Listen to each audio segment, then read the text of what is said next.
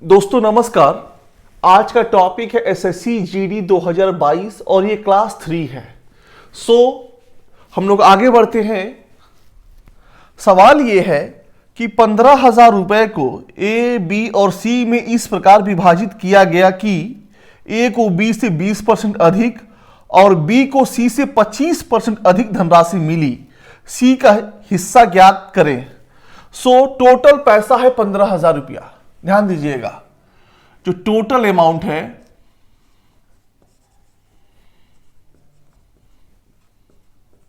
वो 15,000 रुपया है और ए को बी से 20% अधिक मिला। मतलब ए है, ये बी है। बी को अगर 100 मिला है तो ए को बी से 20% अधिक मिला। ठीक, उसके बाद बी को सी से 25% अधिक मिला। ये बी है और ये सी है, तो ये 100 सी को मिला है तो बी को 25, मतलब 100 प्लस 25 125 मिला है। तो इसको हम लोग लिख सकते हैं ए बटा बी बराबर 120 बटा 100, 20 छक 120, 20 पच्चीस 100, 6 बटा 5 एंड बी बटा सी बराबर 125 बटा 100, 25 25 125, 25 चौक 100। यहां पे हमारा ए और बी का अनुपात आ गया है 6:5 और बी और सी का आ गया है 5:4। बटा को हम 4 में अनुपात में लिख सकते हैं। बटा को हम लोग अनुपात में लिख सकते हैं। तो ए बी सी का निकालना हो हमें, ए बी सी का हमें निकालना हो अनुपात, तो 6/5 है ये और 5/4। मैंने आपको रेशियो एंड प्रोपोर्शन की क्लास में बताया था कि जब भी हमें दिया हो ए बी और बी सी तो हमें कुछ नहीं करना है, इसको हम जेड बना लेंगे। इसको हम जेड बना लेंगे। तो 6 पचे कितना हुआ? जेड का मतलब 6 का मल्टीप्लाई पहले 5 से, 6 पचे 30, फिर 5 का मल्टीप्लाई 5 से, 5 पचे 25, फिर 5 का मल्टीप्लाई 4 से, 5 चौके 20, 5 चौके 20। जेड हम इसलिए बनाए हैं कि 6 का पहले 5 से गुणा होगा, फिर 5 का गुणा इस 5 से होगा, फिर 5 का गुणा 4 से होगा। तो काटिए इसको, अगर कट रहा है तो ये 5 से, 5 छक्के 30, 5 पचे 25, 5 चौको 20। मतलब ए बी सी जो है 6, 5, 4 के अनुपात में है। तो पूछा यह है कि सी का हिस्सा ज्ञात करिए। तो टोटल अमाउंट 15,000 है। सी का हिस्सा तो 4 ऊपर गया और इनका अनुपातिक योग 6, 5, 11, 4, 15। 15 से 15 कट गया हमारा, ये एक है ये, तो 4 एकम 4, मतलब 4,000 रुपया। तो सी का हिस्सा कितना है? 4,000 रुपया है। सी का हिस्सा 4,000 रुपया हुआ है। जब भी हमें अनुपात निकालना हो तो हम जेड की मदद से अनुपात आसानी से निकाल सकते हैं, मात्र 2 सेकंड में। अब चूंकि मैं समझा रहा हूं आपको तो चीजें थोड़ी ब्रॉड लगती हैं, लेकिन जब आप खुद से करेंगे तो आप 5 सेकंड का समय लगेगा और आप सॉल्व कर लेंगे। 5 सेकंड का। आगे बढ़ते हैं हम लोग।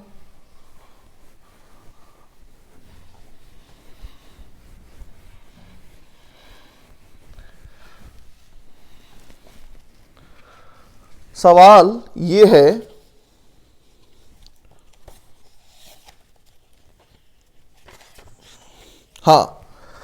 सवाल यह है कि 2400 रुपये की राशि पर 20 मार्च 2019 से 31 मई 2019 तक 6.1/4% की वार्षिक ब्याज दर से प्राप्त साधारण ब्याज ज्ञात कीजिए।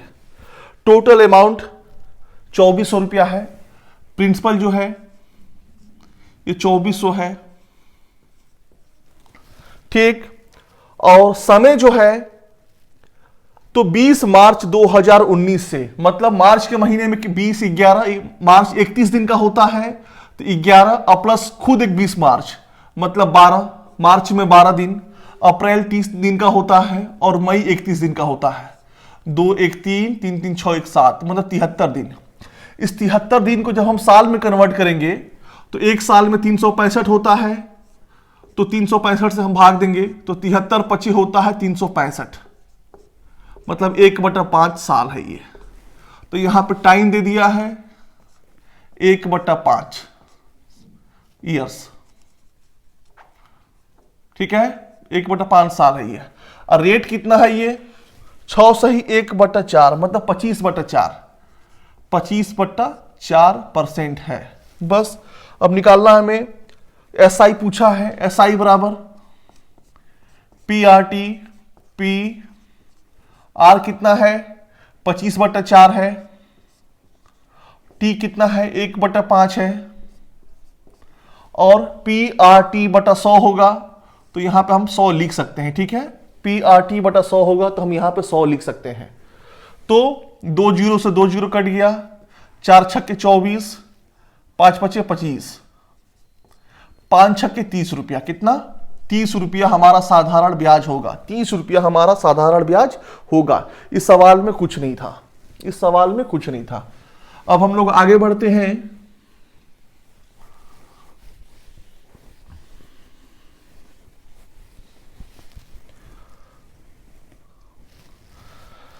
सवाल यह है कि दो संख्याओं का लघुत्तम समापवर्त्य और महत्तम समापवर्तक क्रमशः 60 और 5 है। यदि एक संख्या को 2 से विभाजित किया जाता है और भागफल 10 है तो दूसरी संख्या ज्ञात करिए। मतलब एलसीएम एंड एचसीएफ ये हमारा दिया हुआ है, ये हमारा 60 है और ये हमारा 5 है। तो दिया है कि एक संख्या को अगर हम 2 से डिवाइड करते हैं, एक संख्या को जब हम 2 से डिवाइड करते हैं, मान लीजिए संख्या x है, इसको हम 2 से डिवाइड करते हैं तो भागफल हमारा 10 आता है। तो जाहिर सी बात है जब भागफल हमारा 10 आएगा तो यहां पर 20 होगा, यहां पे हमारा 20 होगा, मतलब x बराबर क्या हो गया, ये हमारा 20 हो गया। मतलब x जो एक संख्या है हमारा 20 है। तो फॉर्मूले के हिसाब से फॉर्मूला इसका होता है पहली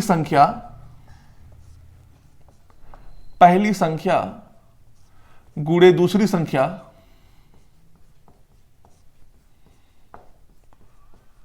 बराबर एलसीएम गुणे एचसीएफ। तो पहली संख्या निकल गया है 20, दूसरी संख्या नहीं पता है, x मान लेते हैं, और एलसीएम कितना है 60, एचसीएफ कितना है 5। तो x बराबर 60 गुणे 5 बटा 20, 20 तिहाई 60, 3 पचे 15। तो दूसरी संख्या क्या है 15 है, दूसरी संख्या हमारा 15 है। ठीक, आगे बढ़ते हैं। पहली संख्या गुणे दूसरी संख्या बराबर लसप गुणे मसप। इस फॉर्मूले को आप याद रखिए, ये बहुत काम आएगा। ये सवाल ये है कि 1/3 गुणे 4 प्लस 1/4 गुणे 5 प्लस 1/5 गुणे 6। ठीक है, ये करते करते मतलब 1/20, 1/20 यहां पे प्लस का साइन है, इंटू 1/21 है ये। ठीक, सवाल ये दिया हुआ है। इसको जब भी इस तरह का सवाल दिया हो तो आप ध्यान दीजिएगा, पहले हम 1 से समझते हैं। इसको हम लोग ऐसे लिख सकते हैं कि 1/3 माइनस 1/4। जब आप एलसीएम निकालते हैं तो 3 चौके 12 होता है, 3 3 से ही कटेगा, 4 4 से कटेगा, तो हम लिख सकते हैं 3 गुणे 4। इसको हम 12 को हम ऐसे लिख सकते हैं, इसका एलसीएम 12 आएगा तो 3 गुणे 4 हम लिख सकते हैं। तो यहां पे कितना हो गया 4 और यहां पे कितना हो गया 3, मतलब 1/3 गुणे 4। हम 1/3 माइनस 1/4 को हम ऐसे भी लिख सकते हैं, तो इसमें कुछ नहीं है। इसी हिसाब से यहां पर 1/3 minus 1/4 plus 1/4 minus 1/5 plus 1/5 minus 1/6 करते करते +1/20 -1/21। ठीक, ध्यान दीजिएगा, पहले 1/3 के पहले कुछ नहीं है, यहां minus plus minus plus minus plus, फिर यहां माइनस होगा प्लस होगा, ये लास्ट में ये बच गया है, तो ये आपस में कट जाएगा ऐसे। ठीक, और ये भी लास्ट में इससे यहां पर जो संख्या होगी उससे कटेगा ये, तो बचा क्या हमारा 1/3 -1/21, तो 21 हो गया, 3 7 21, 1 मतलब 6/21, 3 दूनी 6, 3 7 21, 2/7 कितना हो गया ये 2/7 हमारा हो गया, कितना हो गया 2/7। इस सवाल में कुछ नहीं था, जब भी इस तरह का सवाल आए आपको ऐसे ही करना है और इसी तरह का आता भी है। अब आगे बढ़ते हैं हम लोग।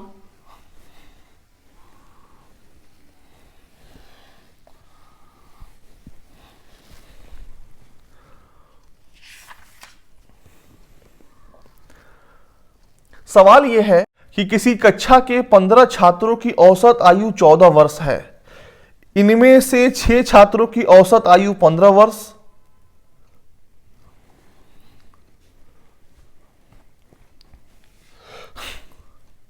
सवाल यह है किसी कक्षा के 15 छात्रों की औसत आयु 14 वर्ष है, इनमें से 6 छात्रों की औसत आयु 15 वर्ष और अन्य 8 छात्रों की औसत आयु 13 वर्ष है। 15वें छात्र की आयु ज्ञात कीजिए। तो टोटल 15 छात्र हैं, उनकी औसत आयु 14 वर्ष है। तो 14 25 70 की शून्य हाथ में लग गया 7, 14 कम 14 7 21, ये हमारा क्या निकल गया, ये हमारा कुल आयु निकल गया। ये कुल आयु 210 क्या है, ये कुल आयु है। ठीक, दिया है कि 6 छात्रों की औसत आयु 15 वर्ष है, मतलब 6 गुणे 15 मतलब 90, एंड फिर 8 छात्रों की औसत आयु 13 है, तो 8 गुणे 13, 13 8 104, तो यहां पे 6 छात्र और 8 मतलब 14 छात्रों की कुल आयु जो है 90 + 104, 90 + 104 मतलब 194। तो 15वें बच्चे जो 15वां छात्र है उसकी कुल आयु कितनी है, तो 15वें छात्र कुल आयु 210 है, माइनस 194 जब हम घटा देंगे तो 94 6 और 10 16, यहां पे 16 वर्ष है, मतलब जो 15वां छात्र है उसकी आयु 16 वर्ष है। इस सवाल में कुछ नहीं है, हम लोग आगे बढ़ते हैं।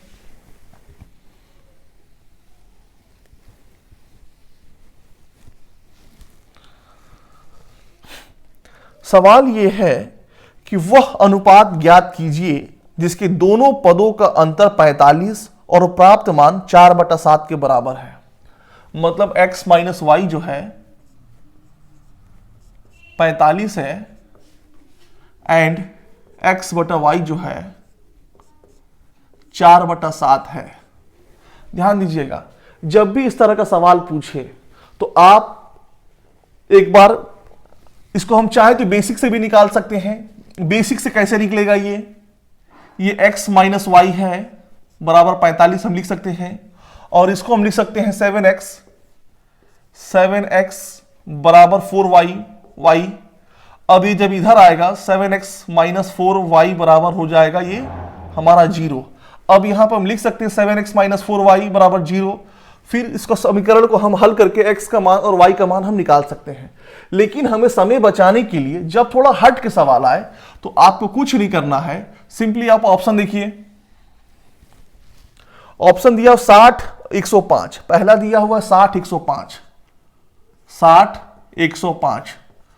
तो 105 में 60 घटाएंगे तो क्या 45 आता है? हाँ बिल्कुल आता है।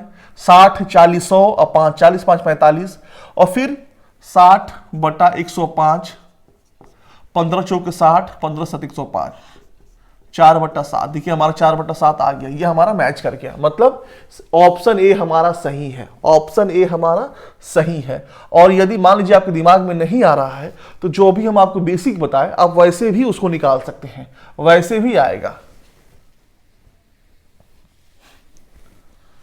आगे बढ़ते हैं। सवाल यह है कि यदि एक ईंट की माप 28 सेंटीमीटर, 18 सेंटीमीटर और 6 सेंटीमीटर है तो 21 मीटर लंबी, 12 मीटर ऊंची और 36 सेंटीमीटर मोटी दीवार बनाने के लिए कितनी ईंटों की आवश्यकता होगी। मतलब हमें एक ईंट का आयतन दिया हुआ है, एक ईंट का आयतन दिया हुआ है 28 गुणे 18 गुणे 6। ध्यान दीजिएगा सब सेंटीमीटर में दिया हुआ है, ये सेंटीमीटर में दिया हुआ है। ये एक ईंट का आयतन है और हमें दीवार बनाना है 21 मीटर लंबा, 21 मीटर लंबा, 12 मीटर ऊंचा और 36 सेंटीमीटर मोटा, 36 सेंटीमीटर मोटा हमें बनाना है। तो ध्यान दीजिएगा, जब भी इस तरह का सवाल पूछे तो एक ईंट का आयतन, एक ईंट का आयतन मतलब 28 गुणे 18 गुणे 6, ये एक ईंट का आयतन है। तो हमें इतने ईंटों की आवश्यकता होगी, हमें इतने ईंटों की आवश्यकता होगी बराबर कुल आयतन। कुल आयतन कितना दिया हुआ है?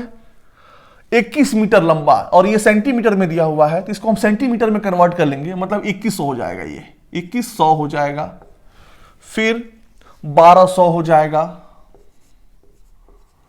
और 36 सेंटीमीटर मोटी दीवार। सेंटीमीटर 36 है तो 36 लिख दीजिए इसको। ओके, अब x बराबर 2100 गुणे 1200 गुणे 36 बटा 28 गुणे 18 गुणे 6। अब इसको काटिए आप, 6 दूनी 12, ये 200 हो गया, 7 से काटिए, 7 चौक 28, 7 त्रिक 21, 0 0। ठीक, अब 4 से काटिए, 4 से जब काटेंगे तो 75 चौक 300 होता है, 75 चौक 300 होता है। अब इसको काटिए, 2 9 18, सॉरी 18 है ये, 18 दूनी 36, 18 दूनी 36, तो 75 दूनी 150 और 150 दूनी 300, मतलब 300 हम लिख सकते हैं। और ये जो 2 जीरो है यहां उतर जाएगा, तो हमें इतनी ईंटों की आवश्यकता होगी, हमें इतनी ईंटों की आवश्यकता होगी। टोटल 30,000 ईंटों की आवश्यकता होगी उस दीवार को तैयार करने में। इस सवाल में कुछ नहीं है, आगे बढ़ते हैं।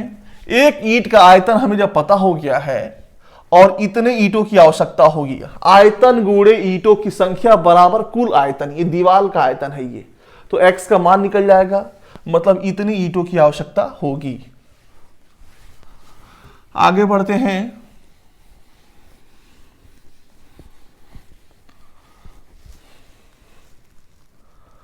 सवाल यह है कि एक व्यक्ति ने एक कार 3,80,000 रुपये में बेची और उसे 5% की हानि हुई।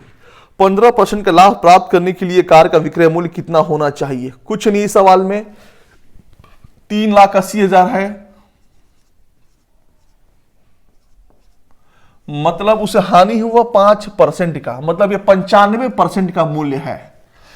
5% का हानि होने के बाद मूल्य ये हो जाता है, इसका मतलब ये 95% का मूल्य है।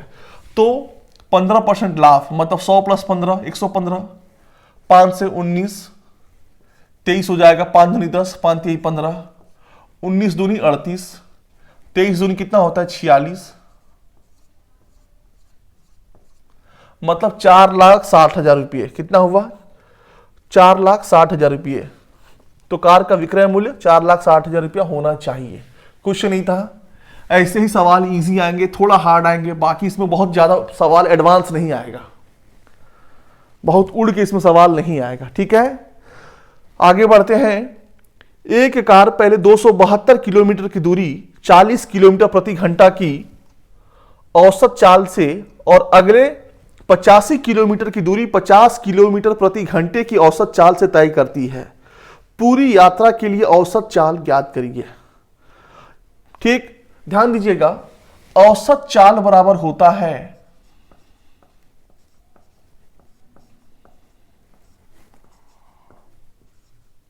कि दो फॉर्मूले होते हैं।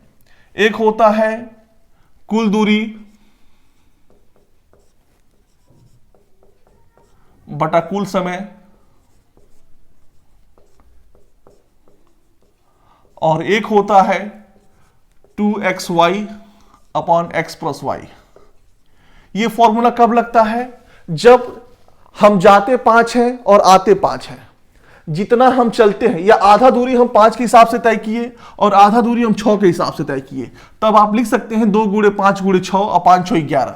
आधा आधा, या जितना हम चले उतना ही वापस आए, तो ये फॉर्मूला काम करेगा।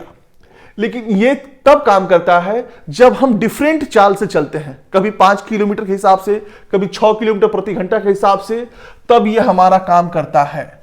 तो कुल दूरी तो दिया हुआ है 272 किलोमीटर और 85 किलोमीटर, लेकिन चाल नहीं दिया हुआ है। तो चाल बराबर होता है दूरी बटा समय, 272 बटा 40, ठीक। फिर 85 जो है 85 बटा 50, ठीक। तो इसका एलसीएम निकालिए, 40 50 का कितना होगा? 200। 5 दूनी 10 का शून्य हाथ में लग गया 1, 27 5 135 और 1 136, ठीक। 5 4 4 25 20 का शून्य, 2 4 8 32 2 34। ध्यान दीजिएगा, 1300 और 300 1600 और 60 40 100 मतलब 1700। 1700 बटा 200, 1700 बटा 200, 2 जीरो से 2 जीरो कट गया, मतलब 17 बटा 2। ये हमारा क्या निकल गया? कुल समय निकल गया। ये हमारा क्या निकल गया? समय निकल गया। समय बराबर होता है दूरी बटा चाल, समय बराबर दूरी बटा चाल। तो ये हमारा कुल समय निकल गया। तो कुल दूरी कितना है? 272 अब प्लस 85, तो 5 2 7 और 27 8 35, 357 किलोमीटर है। कुल दूरी निकल गया है।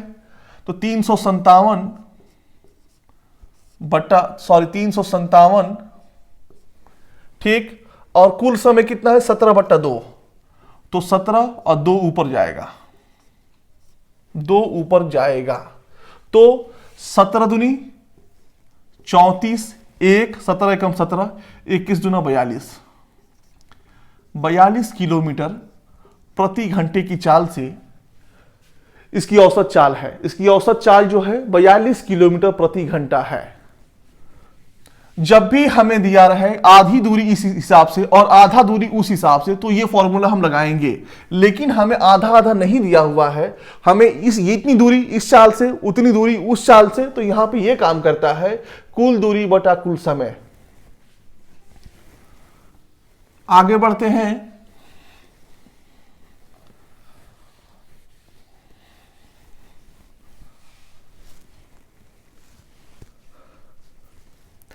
सवाल यह है कि मोहन और रमेश मिलकर एक कार्य को 15 दिनों में पूरा कर सकते हैं। मोहन रमेश से 50% अधिक कुशल है। अकेले मोहन द्वारा कार्य को पूरा करने में लिया गया समय ज्ञात करिए। ध्यान दीजिएगा, ये मोहन और ये रमेश है। मोहन जो है रमेश से 50% अधिक कार्य कुशल है। मतलब अगर ये 100 है तो ये 150 हो गया। अनुपात निकालिए इनका, 50 दूनी 100, 50 या 150। मतलब जो इनकी कार्य क्षमता है 3:2 के अनुपात में है। तो ठीक उल्टा हो जाता है इनके द्वारा लिया गया समय। जब हमें कार्य क्षमता पता है तो इनके द्वारा जो लिया गया समय है वो उल्टा हो जाता है। 2 और यहां पे 3 हो गया, 2 यहां आ गया और 3 यहां चला गया। मतलब जिस काम को मोहन 2 दिन में करता है उसी काम को रमेश 3 दिन में करता है। ठीक। और सवाल दिया था कि दोनों मिलकर 15 दिन में करते हैं। जो मोहन और रमेश किसी कार्य को 15 दिन में करते हैं। तो आपको पता होगा जब ये 2 दिन में कर रहा है, ये 3 दिन में कर रहा है, तो दोनों जब मिल जाए तो इनके द्वारा लिया गया समय 2 गुणे 3 A B upon A plus B. ठीक, A B upon A plus B formula है। दोनों द्वारा लिया गया समय A B upon A plus B, 2 3 5, तो 6/5। 6/5 चूंकि 6/5 बराबर, चूंकि 6/5 बराबर 15, इसलिए 1 बराबर 15/6 गुणे 5। तो पूछा किसका है? मोहन का। मोहन का पूछा है, 2 पूछा है, इसीलिए मोहन का 2 बराबर 15/6 गुणे 5 गुणे 2। ठीक, 2 3 6, 3 5 15, 5 5 25। मोहन जो है 25 दिन लेगा। मोहन जो है 25 दिन लेगा इसको पूरा करने में। हम बस सिंपली मान लिए हैं 2 3, ये 2 दिन में करता है, ये 3 दिन में करता है। अगर यही मान लेते हैं तो इनके द्वारा लिया गया समय 6/5। 6/5 6/5 15 दिन के बराबर है, तो 2 दिन के बराबर। मोहन का पूछा है 2, तो 2 दिन के बराबर मतलब ये आएगा 25 दिन, मतलब मोहन 25 दिन लेता है। आगे बढ़ते हैं।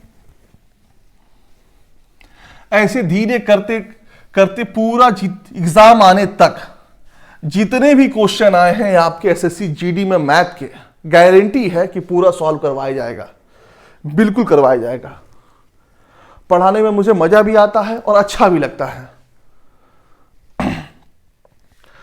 सवाल यह है कि एक वस्तु का अंकित मूल्य 400 रुपये था, किंतु दुकानदार ने इस पर 25% और 15% की दोहरी छूट दी। उसने वस्तु को कितने में बेचा? कुछ नहीं है, ये 400 है, अंकित मूल्य है, इस पर 2 डिस्काउंट मिलता है, 40%, सॉरी 25% और 15%। तो 100 में से 25 गया 75, 75/100, और एक मिलता है 15%, मतलब 100 में से 15 गया 85। 100 काटिए इसको, 25 3 75, 25 चौको 100, 4 से 4 कट गया, तो 3 5 15 के 5, हाथ में लग गया 1, 3 8 24, 1 25, मतलब 255 रुपया। 2 डिस्काउंट देने के बाद 400 रुपया का जो सामान है वो 255 रुपया हो जाता है। ठीक, इस सवाल में कुछ नहीं है। आगे बढ़ते हैं। सवाल यह है कि 2 धनात्मक संख्याओं का अनुपात 3:4 है। यदि उनके घनों का योग 728 है तो इन 2 संख्याओं का योग क्या होगा? ये 3 4 है, हम मान सकते हैं ये 3x एंड 4x है, तो 3x का होल क्यूब प्लस 4x का होल क्यूब बराबर 728 है, तो 3 का 27x cube plus 64x cube 728, तो 27 और 64 कितना होता है? 4 7 11 का 1, 6 2 8 1 9, 91x क्यूब बराबर 728। तो x क्यूब बराबर 728/91। 8 एकम 8, 8 9 72। अगर 8 से हम करते हैं 8, तो ऊपर में कितना आ गया? 8 आ गया। x क्यूब बराबर 8, तो x बराबर 2, x बराबर 2, क्योंकि 2 गुणे 2 गुणे 2 कितना आएगा? 8 आएगा। तो पूछा है कि 2 संख्याओं का योग कितना है, तो 3x प्लस 4x कितना होता है? 7x। 3 और 4 7, 7x। तो 7x, 2x का मान कितना है? 2, 2 7 14, मतलब 14 आया। ये कितना आया? 14 आया। ठीक, इस सवाल में कुछ नहीं है। आगे बढ़ते हैं। मैथमेटिक्स एक ऐसा सब्जेक्ट है कि जितना प्रैक्टिस करेंगे ये विषय आपको उतना ही आसान लगेगा। सिर्फ और सिर्फ ये प्रैक्टिस पर डिपेंडेंट है ये, बिल्कुल। सवाल यह है कि एक व्यक्ति के वेतन में पहले 15% की वृद्धि की जाती है और उसके बाद 15% की कमी की जाती है। उसके वेतन में हुआ शुद्ध परिवर्तन कितना है? मतलब 15% वृद्धि। मैंने आपसे बताया था परसेंटेज के चैप्टर में कि जितने की वृद्धि होती है और उतना ही कम कर दिया जाता है तो हमेशा कम होता है या हानि होती है हमेशा। तो इसका तरीका है 15 गुणे 15 बटा 100। 15 का होल स्क्वायर कितना होता है 225। और 100 है, 2 जीरो है तो दो संख्या के पहले दशमलव आ जाएगा, मतलब 2.25। ठीक, 2.25% की कमी हुई, 2.25% की कमी हुई। ठीक, आगे बढ़ते हैं। सवाल यह है कि दो शंकुओं की ऊंचाई का अनुपात 2:1 है और उनकी त्रिज्याओं का अनुपात 1:2 है। उनके आयतन का अनुपात ज्ञात करिए। कुछ नहीं है, शंकु का जो आयतन होता है 1/3 पाई आर स्क्वायर एच होता है। 1/3 पाई आर का त्रिज्या, एच मतलब हाइट। तो दिया हुआ है इनकी ऊंचाई का अनुपात और त्रिज्याओं का अनुपात दिया हुआ है, तो कुछ नहीं है, पहले का हम निकालते हैं 1/3 पाई और 1 और हाइट दिया हुआ है 2, ऊपर हाइट दिया हुआ है 2। ठीक, 1/3 पाई आर स्क्वायर, एक का दिया, एक अनुपात में दिया हुआ है तो 1 का होल स्क्वायर 1 और h का 2, फिर 1/3 पाई आर स्क्वायर, इसका त्रिज्या दिया हुआ है 2 तो 2 का होल स्क्वायर 4। 2 का ये जो 2 है इसका जब हम होल स्क्वायर निकालेंगे तो 4 हो जाएगा। ये कितना हो जाएगा 4 हो जाएगा। और इंटू h कितना दिया हुआ है इसका 1, तो 1/3 पाई 1/3 पाई कट गया, 2 दूनी 4 मतलब 1/2। तो आयतन कितना हुआ 1/2 के अनुपात में इनका आयतन है, 1:2 के अनुपात में, मतलब 1:2 के रेशियो में इनका आयतन है। इस सवाल में कुछ नहीं था, आगे बढ़ते हैं।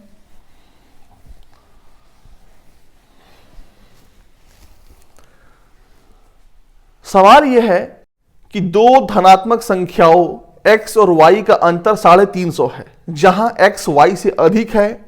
यदि x का 9.5% y के 16.5% के बराबर है तो दोनों संख्याओं x और y का योग क्या होगा। सवाल ये दिया हुआ है। तो x माइनस वाई बराबर 300 कितना दिया हुआ है 350।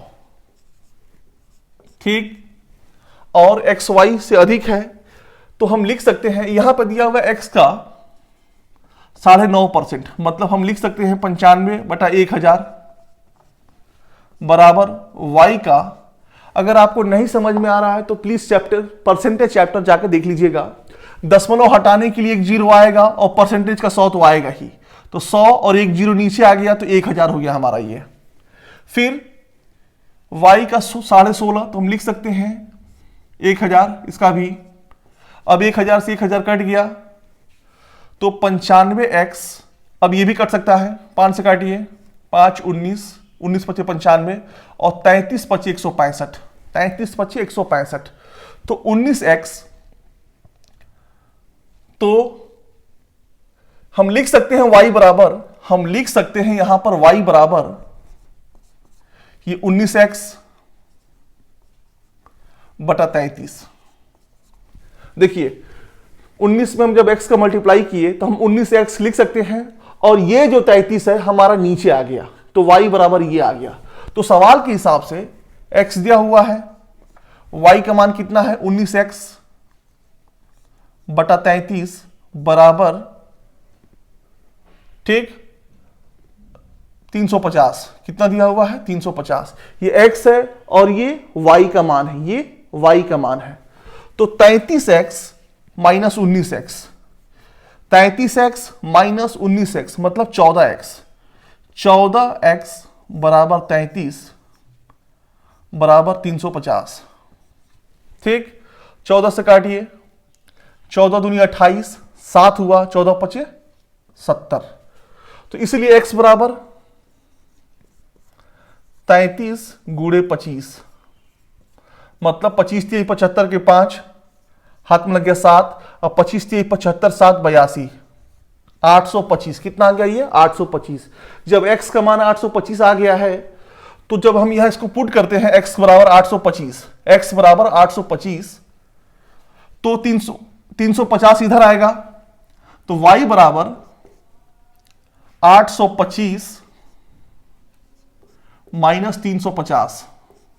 ठीक, y बराबर, y उधर गया तो प्लस हो गया, और 350 जब इधर होगा तो माइनस हो जाएगा, तो 825 माइनस 350, ये 5 हुआ, 12 में से 5 गया 7, 7 में से 3 गया 4, y बराबर ये हो गया।